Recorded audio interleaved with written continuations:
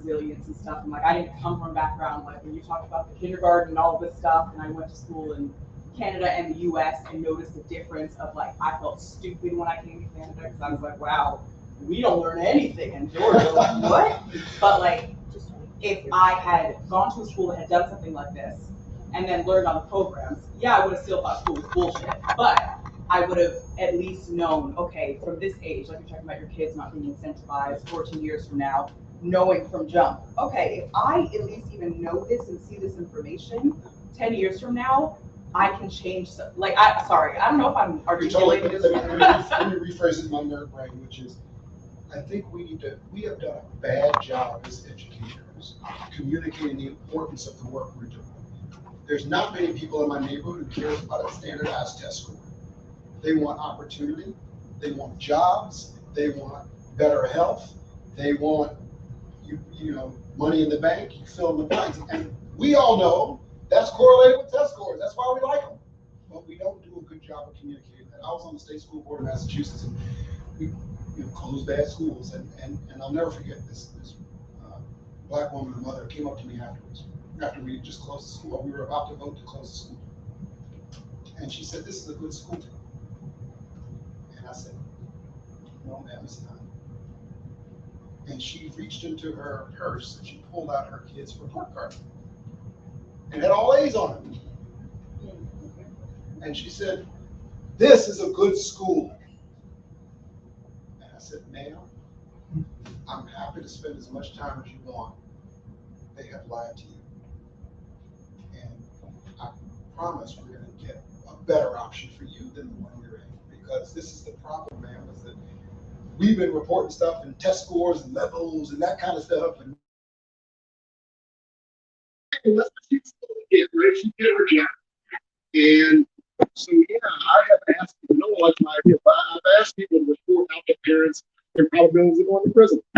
You know it, based on your test scores, or likely wage gains, or health outcomes. It's all correlated with this thing, but no one wants to tell parents, well, a teacher was out this week, and so, your probability of going to prison is up 1%, right? Like, nobody wants to talk like that. Right? So yes, I agree with you that we need to show people these kinds of metrics, but I think we got to figure out how to do that. And I think, yes, we should communicate with parents a lot better because they're on fire about this, right? And a lot of times they're not. And I don't believe it's not because they don't care. I think it's because they just we're not communicating in the right way. We have time for just one more question. Okay. Yes, sir. Start talking.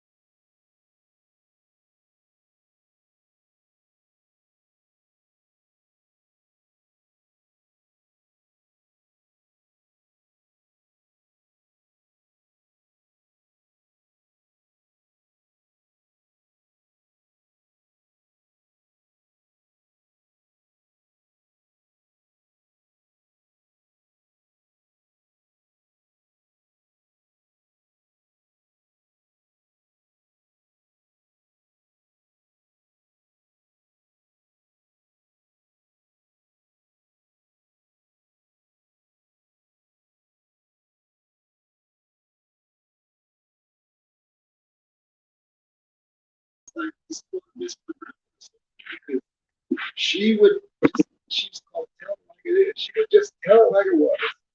And she was unswayed by all the, the things that we're supposed to, what is the right thing to say here and there and all that kind of stuff. Or is it test scores versus grades and opportunity gap versus this and the letter B versus that, maybe. I can't wait to work on this problem when we actually fix the streets so that, kids can interact with police in ways that are with dignity for everybody. I can't wait to fix those problems when education is such that, people are indifferent to what zip code, what school they go to in any zip code because they're all good. I can't wait to worry about whether we call people Black or African American or capitalize the B or capitalize both A's. Once we solve all those housing, education, criminal justice, once we solve those problems, I promise I'll be the big data person for which letters to capitalize. Thank you.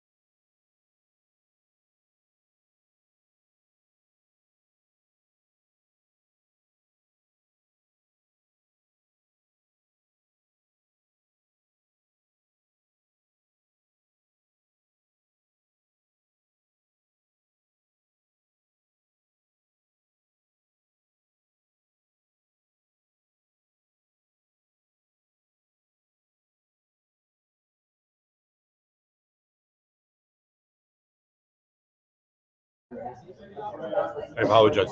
We will be starting in a few minutes. We just called everybody back to their seats. Be right there.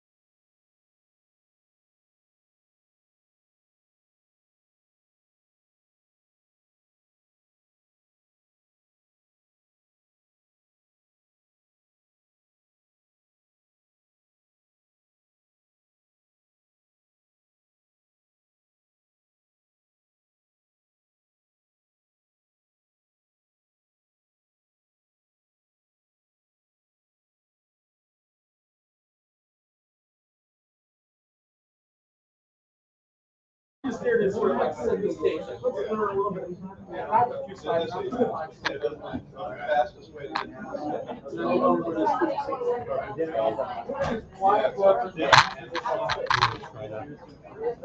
Everybody, please sit down. Take a seat.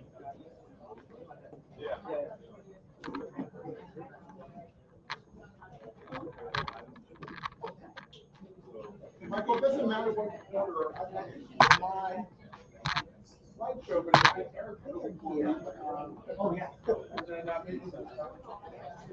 Oh, here. So you want to see This. Here's another. Oh boy. Okay. Where's the mic? Oh, I'm so sorry.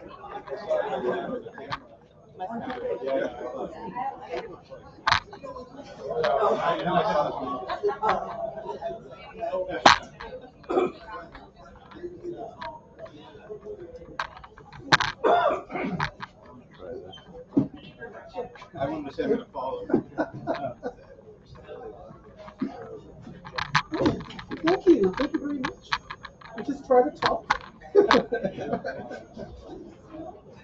This is doing the rest sometimes. Right. Yes. I am native. Born and raised. I live in San Diego. Native church. Yeah. Cool. For sure. Great idea.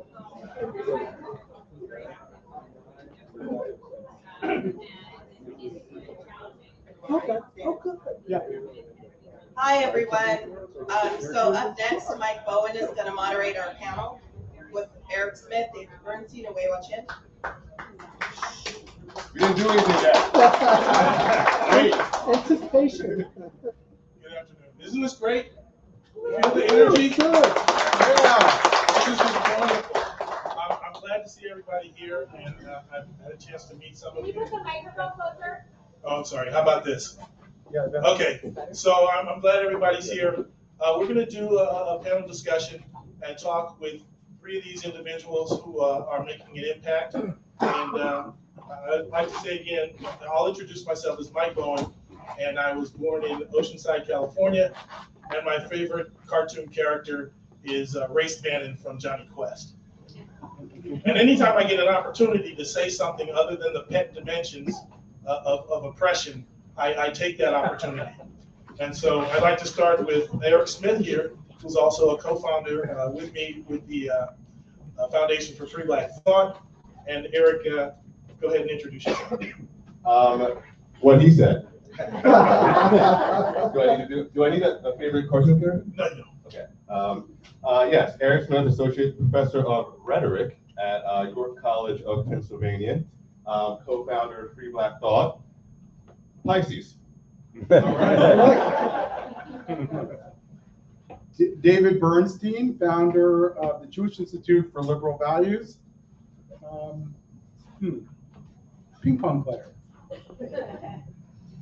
Not up. Hello. Not up. Is this not working? I think it's on. It was on. Go off, dude. Hey. Thank you. What is this? Just try that. Just go speak. Hello? Hello? Yeah. Oh, there we go. All right, thank you. Okay, I'm Wei Wan Chin, and I am, It's working. Just talk. okay, I'm the charter president, the founding president of the Chinese American Citizens Alliance. Should I just do it Yeah, out just there? yeah. Okay, I'm Wei Wan Chin, the founding president of the Chinese American Citizens Alliance of Greater New York. It's the local chapter of the Chinese American Citizens Alliance, which was founded in 1895 as the first Asian American civil rights organization in the wake of the Chinese Exclusion Act. And don't play ping pong. All right, our first question, and anybody can go first if they like. Are there ways that perceptions are being countered? So are there perceptions about diversity that you hear purple but no blue? And how are you going about countering those perceptions? I can go first. Typically, I counter those perceptions by being as loud and frequent as possible with my countering. And it's very important for me, particularly because in my field, I'm pretty much the only guy doing it. And it's a relatively large field, so that's really saying something. I'm often reminded, and I mentioned this at a conference call a couple of nights ago, of a quote attributed to Dante, but I don't know who really said it. The hottest places in hell are reserved for the people who, in a crisis, stay neutral, right? So I want to go up to tenured faculty and say, there's literally a place in hell for you because you're not speaking up, and you can. I understand why people, with precarious positions aren't speaking up. They could be fired easily. There are low men and women on the totem pole. I get that. Then there are people with tenure, people 5 years away from retirement, who do not agree with anything going on, but say nothing. They're not countering. So I guess long story short, I counter, but because I'm one person, this has to be my life, 24/7. This is what I do. I've actually changed the trajectory of my career for this, right? I wanted to do something completely different. So there's that. I don't know if that answers the question, but. No, that's great. David? Yeah, very similar. For most of my career, I was the CEO of a mainstream Jewish organization that fought for a pretty standard civil rights agenda: immigrant rights, criminal justice reform, church-state separation, and the like. And what happened to me was, after George Floyd, it became untenable because the space had gone from dealing with these issues, which I genuinely supported, to being ideologically charged. So now we were discussing the discussion on race in a completely different way than before. We weren't able to actually talk about disparity anymore in our work. And so in a basic level, I didn't feel like I could do this work anymore. I remember when I was doing criminal justice reform work, I spoke to a coalition in Nashville, Tennessee, and I asked them, can one do this work, be part of this coalition, if we don't believe America is a white supremacist society? In other words, if we don't share your theory for disparity, but we believe that there's problems in the criminal justice system that need to be fixed. And the answer was a resounding no, from literally every single person in the coalition. And I realized at that point that I couldn't do this work in the same way I was doing anymore. It wasn't about the public policy issue anymore. It wasn't about forming coalitions with people who agreed broadly with what we needed to do and then figuring out how to get the job done. It was now about an ideological litmus test. And so I now had to do things completely differently, in some ways like Eric, on a different track. And so we founded the Jewish Institute for Liberal Values, we came out with a sort of a Jewish version of the Harper's letter that really spoke to that. And since then, we've been trying to make the case that the Jewish community is violating its own values of machloket l'shem hashemayim, arguments for the sake of heaven. That's what we were built on. I grew up debating and with mostly Jewish boys and girls, and that was what our Shabbat dinner table was like. And that was no longer happening in many of our circles because the entire deliberative process was being short-circuited. And so to reverse that dynamic, I felt like I had to do something completely differently, and that is to really call that out. And so that's what I've been doing now. And I've been so fortunate to do it with others in the Black community, Asian community, and others as well. Thank you, David, for putting all this together, first of all, because this is what it's all about, getting different opinions in a room that are focused on common goals, because we have common goals over here, but we come from it from different perspectives, and that is the true diversity, not a diversity of skin tone, and we should remember that. So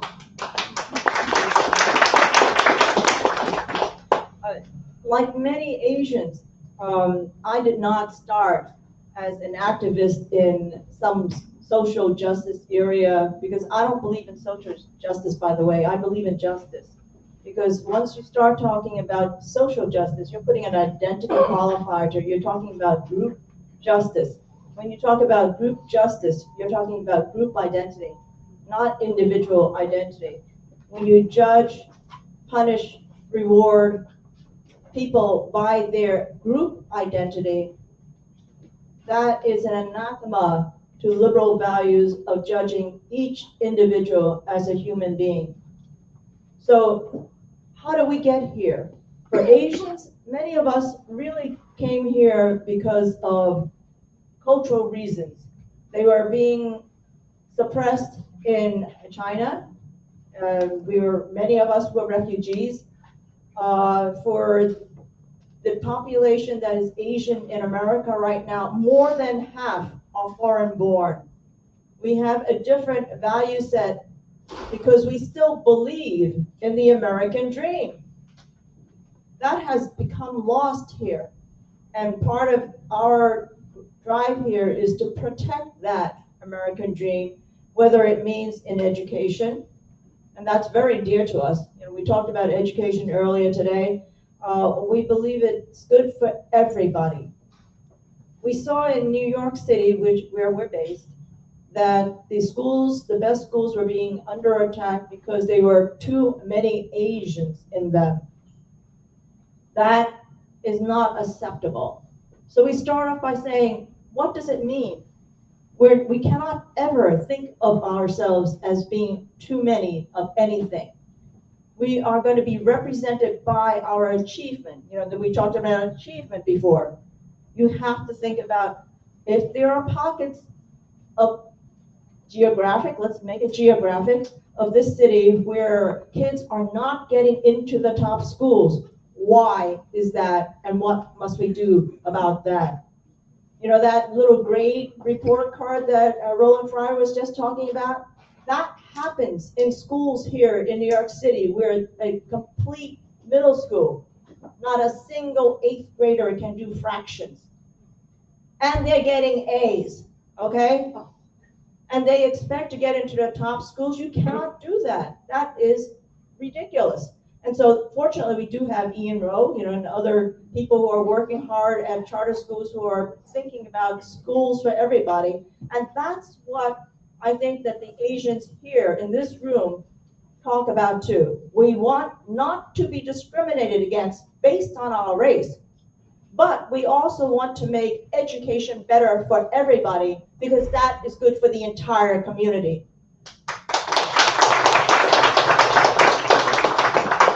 You brought up something pretty interesting, which is the matter of the American dream.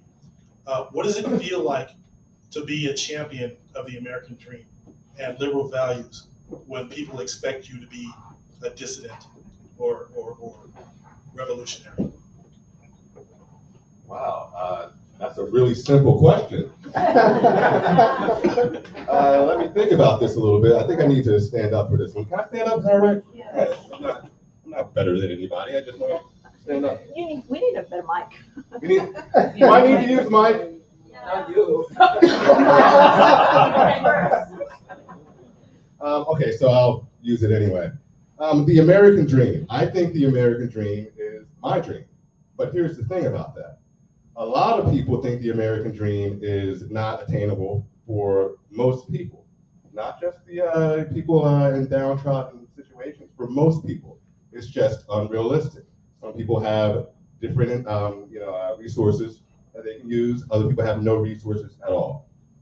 So the American dream is, pardon my French, bullshit to a lot of people. However, when I say I'm into the American dream, it's really inadvertent. I'm really into empowerment. And that is the point of my latest book and part of the book previously. Empowerment is about three things. It's about knowing yourself, and having that locus of control that is yourself. Only you can do that, right? How you talk to yourself, how you maintain self-awareness. Then there's interacting with others, how you get along in a certain environment, right? How you understand that environment, and because of that understanding, how that dictates your actions, your words, things like that. And then there's working together with other people, right? Those are the three, successfully with other people, not to failure, but working together for what's called a superordinate goal. Two disparate groups working for the same thing because they want the same thing, like education, for example. It should be a superordinate goal anyway. So I'm about those three things. And I think those three things align perfectly with classical liberal values, especially when it comes to individuality, right? Knowing yourself, being self-aware, right? Equality, freedom of speech, that is all about embracing the plurality, that is inherent in the American society we are in, right? And it's also about working together in what's supposed to be a deliberative democracy, right? A participatory democracy. We're supposed to be doing this together, right? And if we can't talk, we can't do that. If we don't believe in the American dream, we're less likely to do something like that, effectively anyway, right? So, long story short, I do believe in the American dream, but inadvertently. I really believe in empowerment, which in my mind is classical liberalism. I guess I'll do the same. So in 1963, my mother came from Baghdad, Iraq. She had just experienced her third coup attempt in about a few months. And 4 months into being in the United States, JFK was assassinated. And she was at the University of Cincinnati and wondered when the tanks were going to be rolling down the streets of Cincinnati, dragging the dead bodies of the president and his advisors. That's what it was like in Baghdad, Iraq. And I think sometimes we lose sight of what it's like elsewhere, where there aren't these freedoms. And we stop telling ourselves the same stories that my parents told me, my mom told me, about being in a country that does allow for freedom. And I worry that in this moment, we're losing that story. We're forgetting what it means to be in a great country, even if it's a country that has yet to live up to its own highest ideals. And I'm worried that, in our critique of woke ideology and our critique of illiberalism, we've also got to tell that story of greatness. It's almost, and learn how to do it in a way that allows ourselves to still critique it. It reminds me of what Roland was just saying about a child. We can both tell that child, yes, you have been a victim of the system, but you have agency. And I feel like we can do both of those things at once, and the people in this room are those that need to start to tell that story. And hopefully we can talk more about that. But thank you. Okay, does this work better?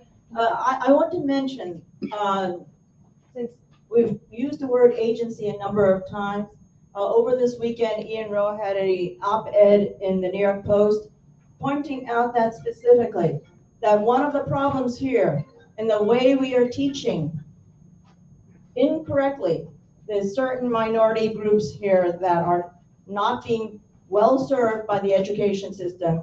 If you treat everybody and split them up as oppressors or victims, we're going to have problems because you're going to lose agency. And that's very important that we never give that up. That is part of the liberal values, that you have to be able to be a determinant of your own future. So that's why we do this. That's part of the American dream. The American dream doesn't mean that everybody gets it. It's a dream, okay?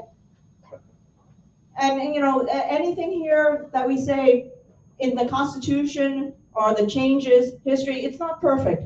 But we do have an ideal, a goal, and just because something was not properly executed does not mean that the principle was wrong. And so that's part of the liberalism that we're trying to bring back.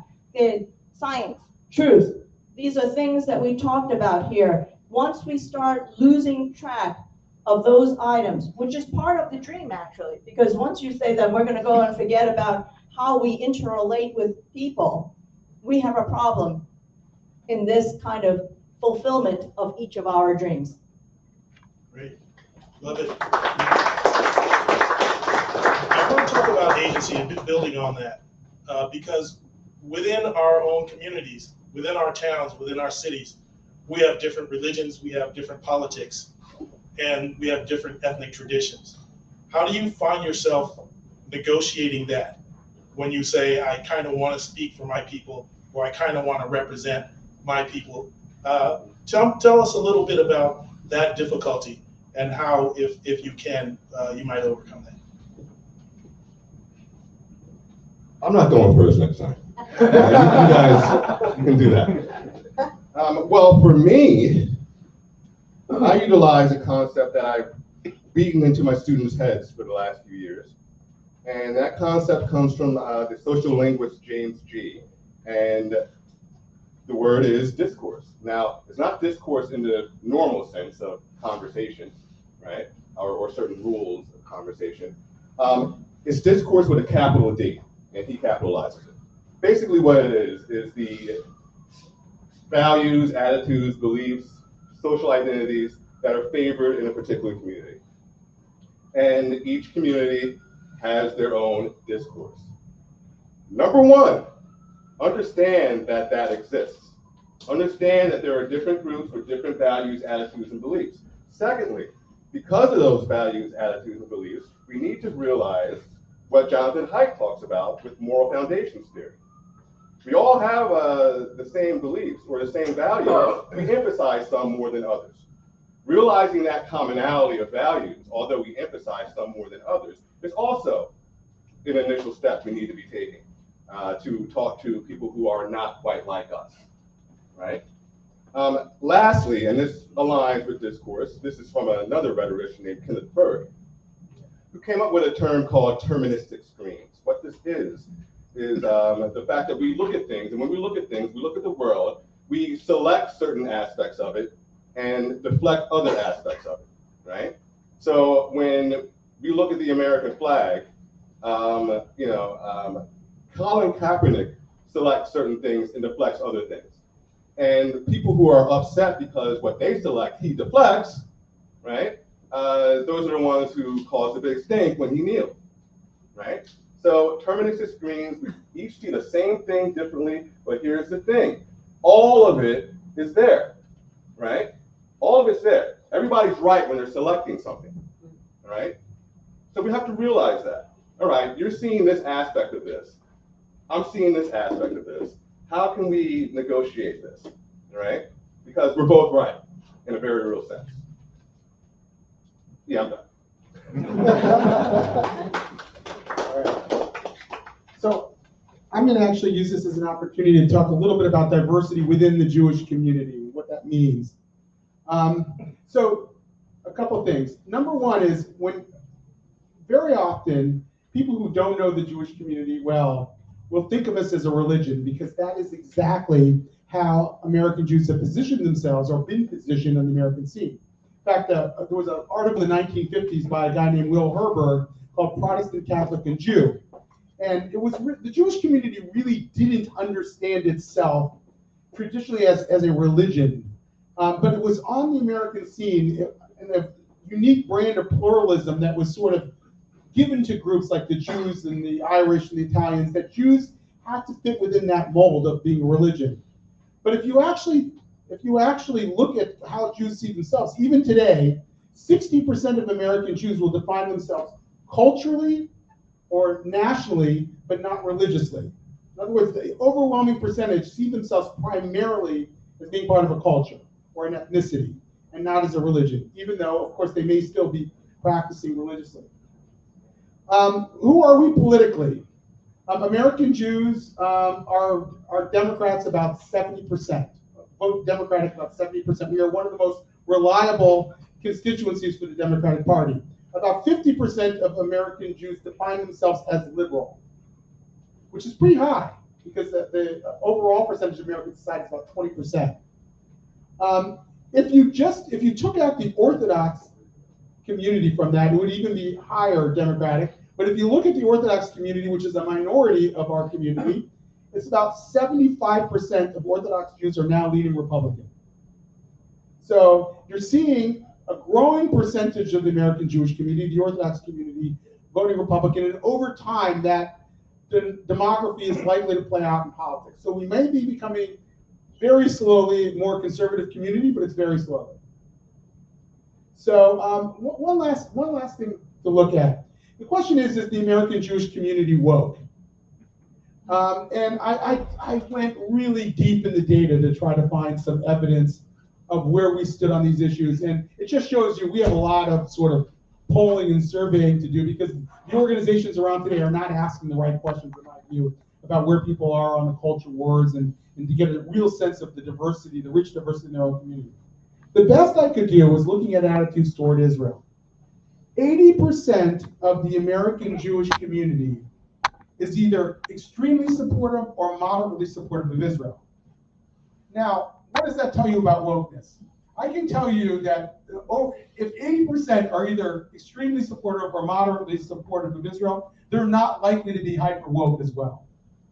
In other words, I would guess that if you really broke it down, it would probably be around in the 10-15% range. Maybe that's higher than the national average. If it's about 10% in the American public, it's probably about 15% among American Jews who are more liberal than average. But most American Jews are liberal. They support the liberal policy agenda, but they are not woke. They are not progressive ideologues. I think that's probably where we are today. And you wouldn't know it if you just followed progressive rabbis on Twitter. You would not know the extent of our diversity, which is much greater than many realize or will tell you. Is there a difference between Ashkenazi and Sephardi? Is there a difference between Ashkenazi and Sephardi? Absolutely. So, look, you could spend an afternoon with one side of my family and then spend the other half the day with the other side and see the differences. I mean, my Iraqi Jewish family is extremely politically conservative, mostly very pro-Trump. And my Ashkenazi family is, although my dad is an exception to that, my dad's very conservative, but my Ashkenazi family is by and large very liberal. And you will, if you go into a synagogue, for example, like Rabbi David Wolpe, I know many of you have heard his name. He's one of the really top rabbi intellectual figures in the American Jewish community. He's written a lot. He is in a synagogue that's basically 50-50 Persian and Ashkenazi Jews. And the Persian Jewish community is much more conservative that is Ashkenazi community that plays out in the everyday life of their congregation. So absolutely. The other thing that's worth pointing out is that 10% of the American Jewish community is from the former Soviet Union.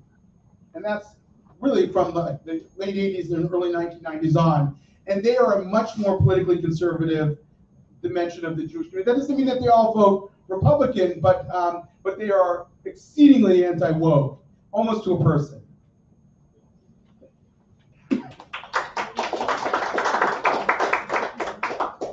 Okay, when I talk about Asian Americans, because we're supposed to be representing Asian Americans here, first of all, everybody should remember that Asia accounts for about half of the world's population.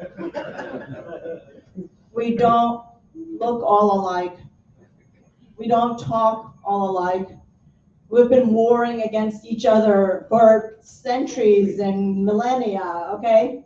So for us to think about Asians as not being diverse is sort of crazy to me, because even within China, you're talking about over 1 billion people in one province. Oh, no, one village versus the next village. You can't even understand what they're saying half the time.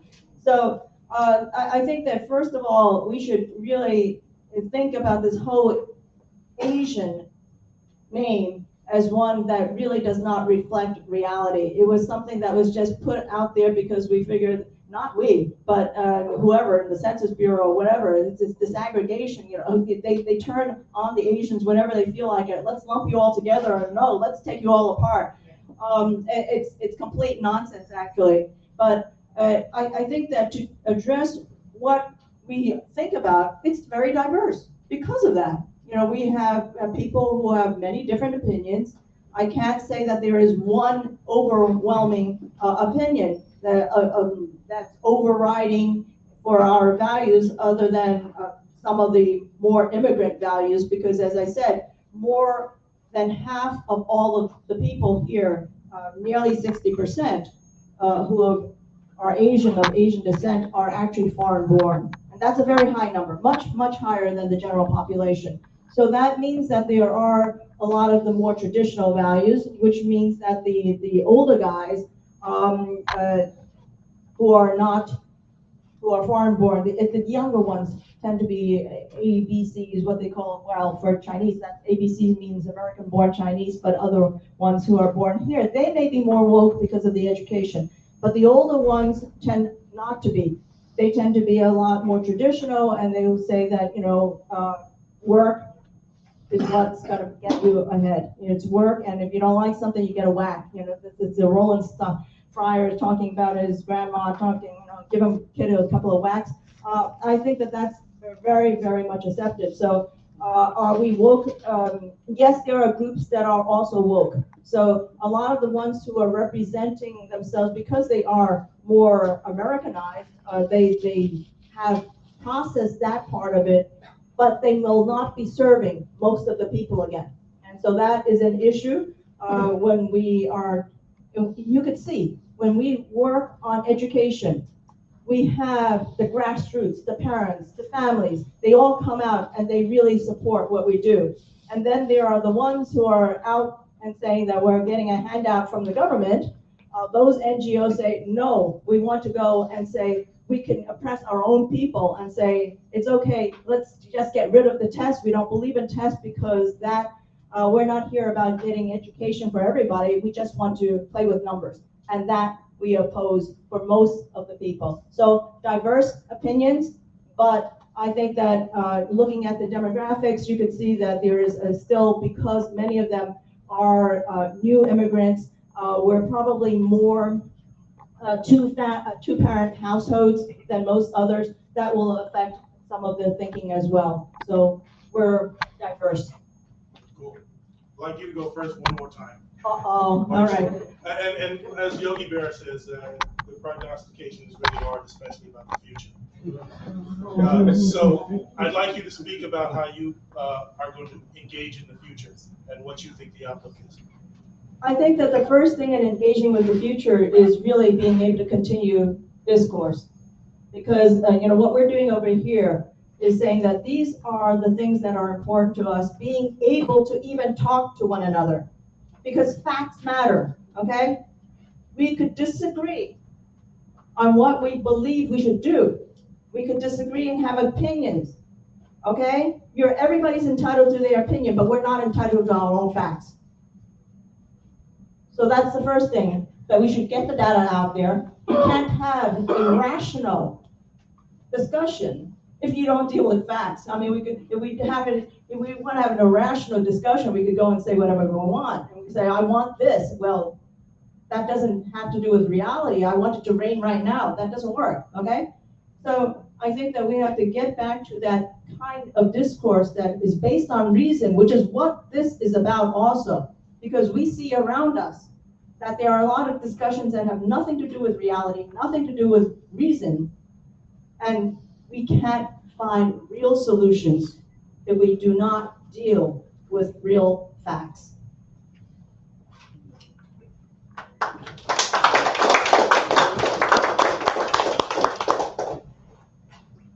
So the question is about future endeavors? Yes. All right. I may sound a little mean here, but as you'll come to realize, I don't give a fuck. What we need to do, what I want to do is, to the best of my ability, as often as possible, model what it looks like to push back. There are a lot of people out there who don't know how to do that. There are people out there who are too afraid to do that, and they have their reasons, but they need to see somebody doing it, how they're doing it, and the fact that they're not going to back down and that they're calling things out. I want my next book to be called "You're Not Crazy, They Are Idiots." and I want to explain, listen, here's what they're doing and here's why they're doing it. You're not nuts, you're just a normal American. And they are doing something quite illiberal. So you're right to be confused. I also want to make sure that the people who are on the fence, or people who are less aware of what's going on, also see that, so that they can, not fall into the trap in the first place, right? So my future endeavor is to put myself out there as much as possible, as loudly as possible, and hopefully somebody's always recording.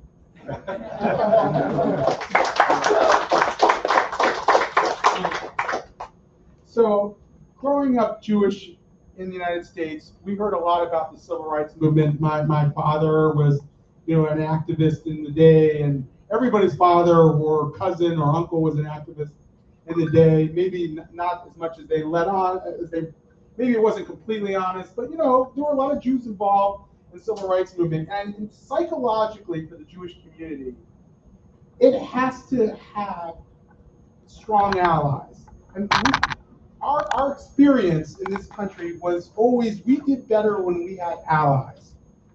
And the problem is now, that people are presenting the only allies as woke ideologues in other communities. And the people that we used to work with in other communities, even if they weren't woke 5 years ago, they're becoming woke now to catch up with their own young population. So maybe the NAACP 5 years ago that I might have worked with closely wasn't so woke, but they're looking at reading the tea leaves, and they're changing their central ideology. It's just like the ACLU did, and like the Anti-Defamation League did. And so the question is, how do we show American Jews that they have allies that aren't going to force them to embrace an ideology that is manifestly antithetical to their own interests? And that's, to me, why this gathering is so very important, among other reasons. I mean, we need a plan. And we need a plan, but we also need to point to friends and other communities. We are not isolated in supporting the ideals of liberal democracy. We are not isolated in supporting the idea of merit and meritocracy.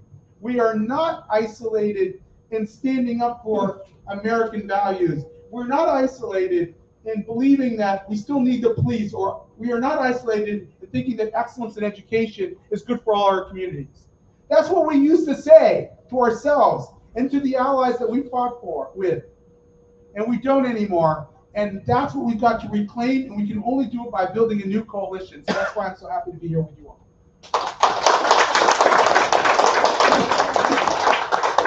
Great, we'll entertain some questions. Hi. Hi. One question. It just kicked in. So sorry. It just kicked in. That was just a little, I just saw a lot of fans. It's kicked in.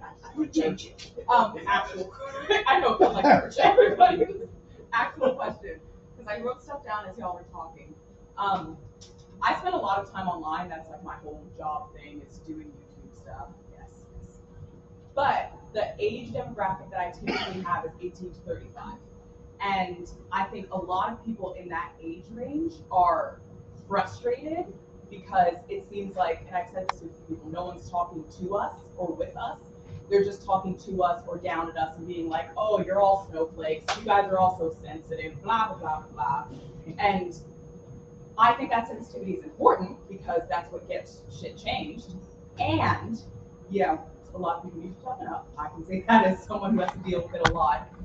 But I wonder, in terms of future stuff, like even with, I don't know what the future of this retreat is going to be, but I wonder really about taking seriously the amount of people that are in online spaces, that are under the age of 30, 35, that are doing this work. I know so many that are so smart that have been shut out of these types of places and have had to go online because we're just like, well, fuck it, y'all don't want to listen to us, so we're going to find an audience. And the part that works for a lot of us is not just storytelling, but emotion. I think whatever people say about conservatives, they're good at targeting emotion first and then spilling lies later. Whereas I think we're talking a lot about facts, but we're not talking enough about the emotion behind the facts. Like if I tell someone white supremacy is real, even if I have data to support that, it doesn't really whatever, but if I tell them what it feels like to have something racist happen to me or whatever, I don't know, I just kind of wonder in 3 different approaches in terms of bringing more young people into the fold, not just in the audience, but on the panels and as well, I guess going online more, so young people online and then also the emotion part. How do each of you see that?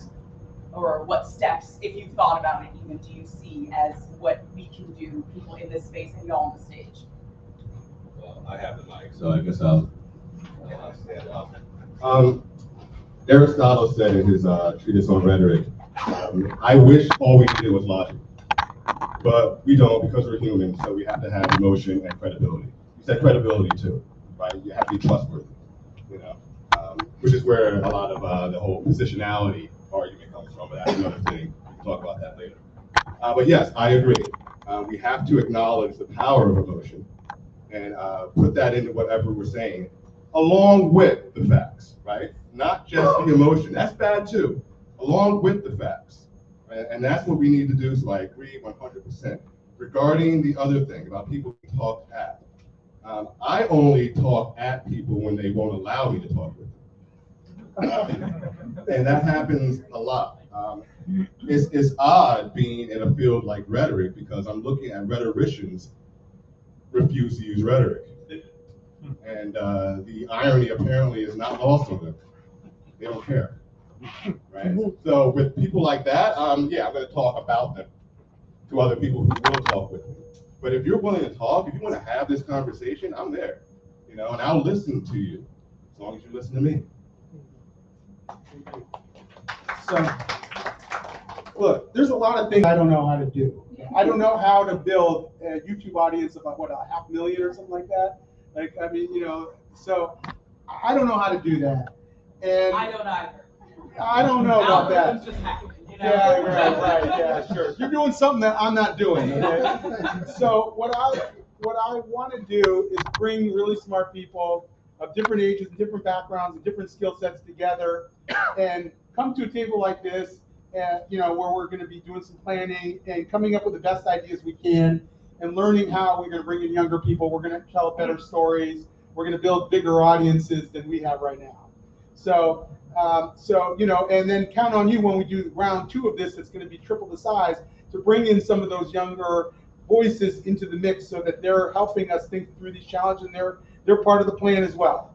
I'm going to leave this short and quickly because I don't have much to add to this, except that maybe you want to throw some puppies and cats and those because they seem to get the most news. If you're just talking and holding a dog, that's your top offensive. I That's right. genuinely That's love right. that. It's funny, but anyway. Actually, I think there's some truth to it because when we talk about how do we get along as people, there are dog people, there are cat people, but I think that the most important thing is that for reaching the young, we have to actually think even younger, because we think about it now as how do we reach the teenagers and the young 20-somethings, but what we are talking about here and what we have seen in the last several years is that indoctrination starts very early, and the parents are only starting to become aware of that through this remote learning,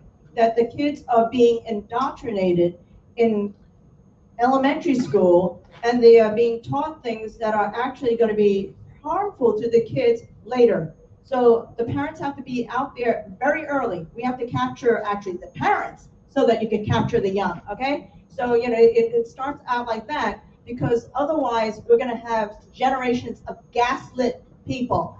And that's not the fault of just one or two kids being snowflakes. We have snowflakes, and then we have people who are all melted out. So, and we have people like Eli Steele who will be able to put in very, very visual images some of the critical issues that we face. I think that having thoughtful people, not just trying to capture emotions, but use the combination of reason, facts, and emotion to put it all together, that's what we need to go with. I think that, Mike, you have a question up there. Bert, did you have a question? Yeah, Bert. Oh, okay. Where you want to go? Sure. I'll go up to you. It's funny because I also have an age-related question, but thinking about the ACLU and some other organizations that David said he would have been working with in the past, I'm wondering if there's a way, it kind of feels like those organizations think that their prime age range is we need 18 to 24-year-olds to be passionately involved, and all other age ranges really don't matter. I'm wondering, is there a way to kind of shift that idea of activism being primarily a college activity, something that's really appealing to people under the age of 25, and holding on, or making the ACLU and other organizations like that feel like, well, if there's all these 30-year-olds who are still in the middle, if there's these many American immigrant populations who have these more traditional values, is there a way to see those numbers as valuable? Because I'm sure there's plenty of those folks, as opposed to being hyper fixated on, we're only going to be relevant if 18 to 24-year-olds like us. When a new batch of 18 to 24-year-olds come, we'll switch policy, even though long term that means we're faddish. We can't hold on to anything we're doing long enough to get it done. Yeah, I think being an online person, I've been online since the 80s, we have a real opportunity to change the tempo and flavor of social media. I was talking earlier to Roland about what we might do if blockchain gets interesting, where you can actually vote, and then people will pay attention to that. I sense that the way that Facebook, for example, is set up, you can't even say anything controversial, much less thumbs down something.